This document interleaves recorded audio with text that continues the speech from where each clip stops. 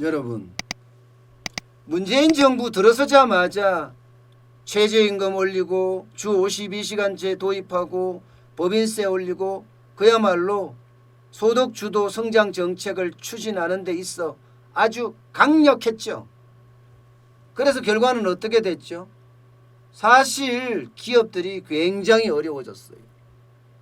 그 기업 속에는요, 대기업도 있지만 중견기업, 중소기업, 개인기업, 자영업자까지 다 어려워졌다는 겁니다.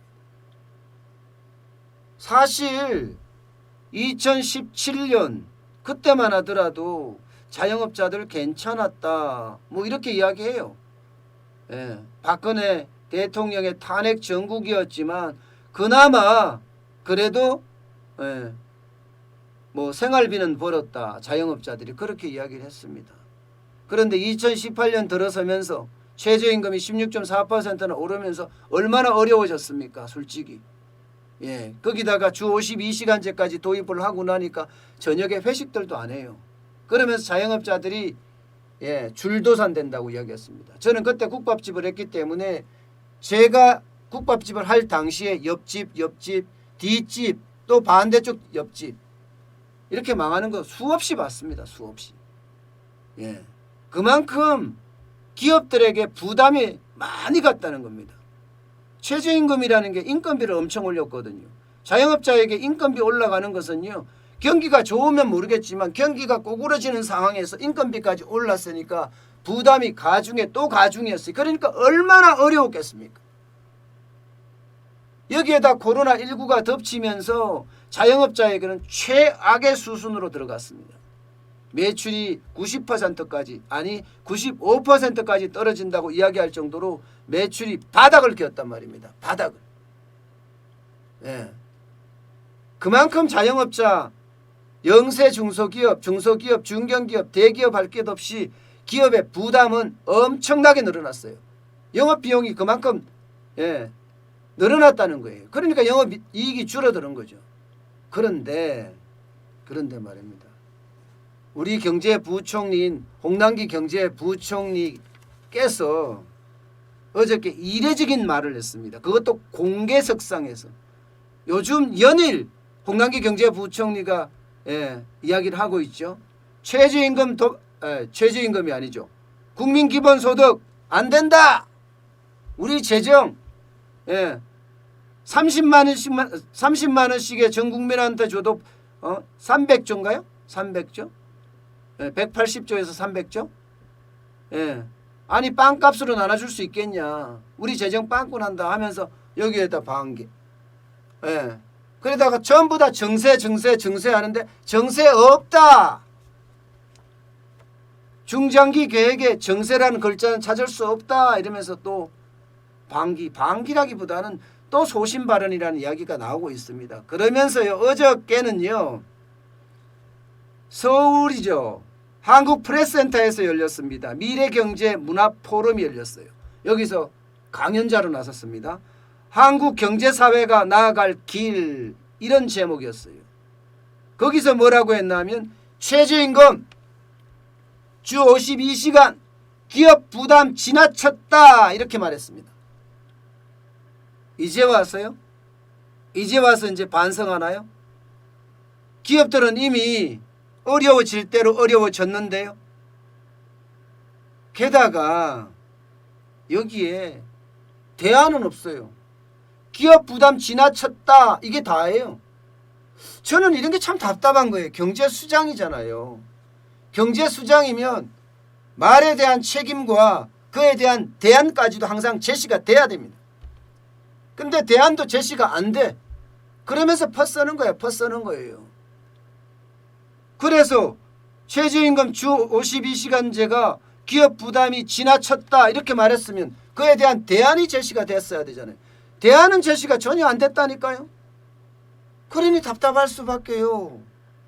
저는 모르겠어요. 이게 소신이라면서 홍남기 경제부총리 또 소신이라면서 이야기를 하는데 홍남기 경제부총리 소신이 있는지 없는지 잘 모르겠습니다. 저는 지금까지 홍남기 경제부총리가 해왔던 행동을 보면 소신이라는 건 없어요.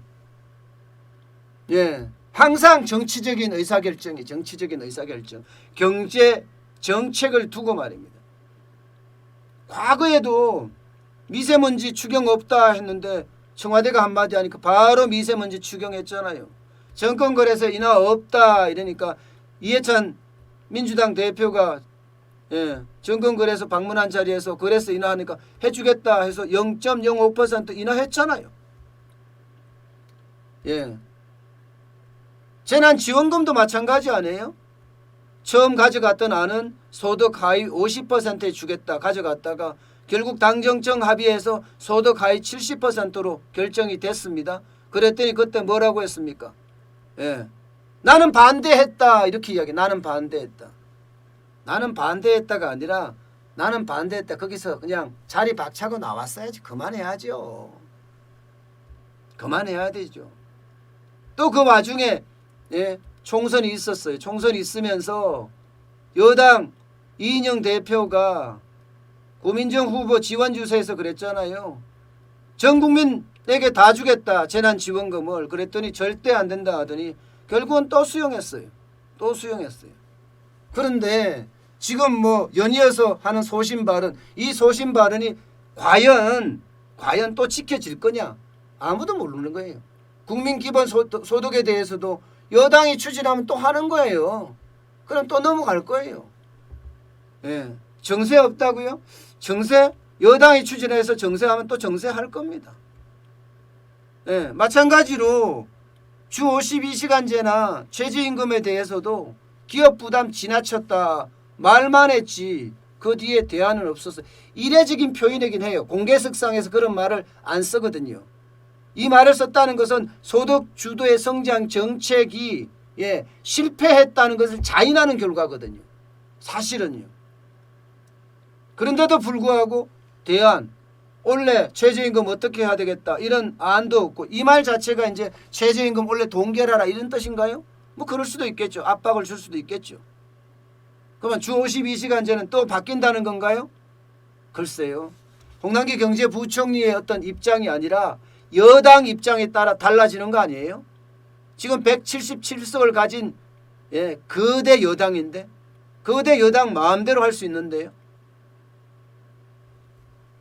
저는 경제사령탑은 다시 말씀을 드리지만